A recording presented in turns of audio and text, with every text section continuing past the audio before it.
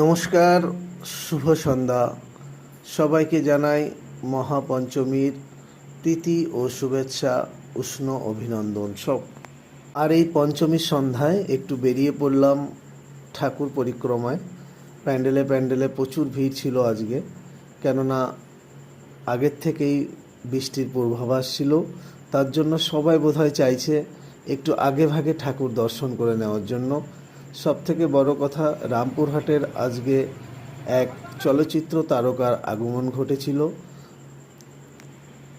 দেবশ্রী রায় বাংলা চলচ্চিত্র জগৎ থেকে এসেছিল পুজো মণ্ডপগুলো উদ্বোধন করার জন্য। আর সেই জন্য আজ রামপুরহাটে প্রচুর ভিড় ছিল। ভিড়ের মধ্যেও একটু পরিক্রমার চেষ্টা করেছি যতদূর সম্ভব। আর পুজোর আগামী দিনগুলো যেন খুব ভালো কাটুক সবার, মা দুর্গার কাছে প্রার্থনা করি দিনগুলো যেন রৌদ্র উজ্জ্বল হয়, সবাই যেন সুষ্ঠুভাবে পুজোটাকে একটু উপভোগ করতে পারে। কারণ আবার একটা বছর ওয়েট করতে হয় আমাদের এই পুজোর জন্য।